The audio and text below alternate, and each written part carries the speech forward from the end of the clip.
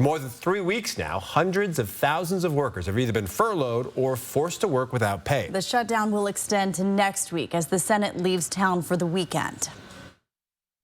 Tomorrow, hundreds of thousands of hard-working federal employees will miss a paycheck and are going to struggle to be able to provide the basic necessities to live and survive.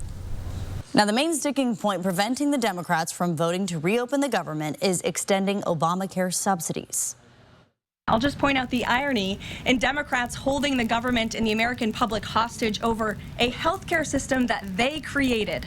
The healthcare system was called Obamacare. Why? Because Democrats and President Obama implemented. And Republicans have always said it's a broken system.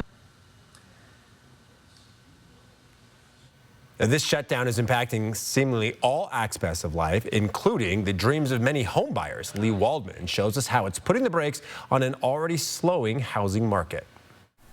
More than 1/3 of home buyers across the country turn to federally backed loans in order to make home ownership possible. That's according to a 2024 report by the National Association of Realtors.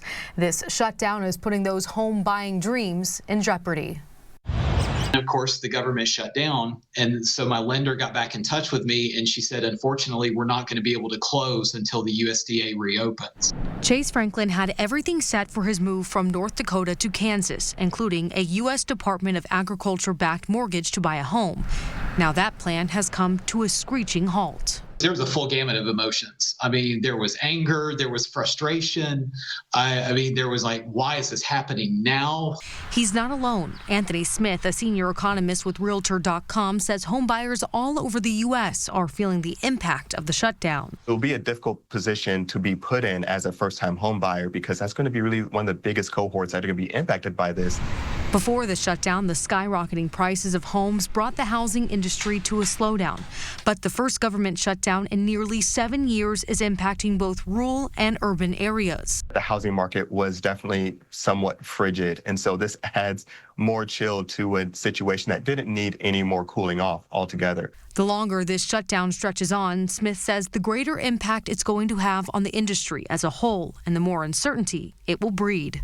As for Franklin, he's got a clear message to the lawmakers in D.C. Recognize that the decisions that you are making are impacting far more people than you realize, and that the decisions that you're making are also affecting voters who will remember this when it comes around to election season. Smith's advice to home buyers is to stay the course, lean on people who have gone through this before, and have all of your paperwork in order when the government does reopen. In New York, I'm Lee Waldman.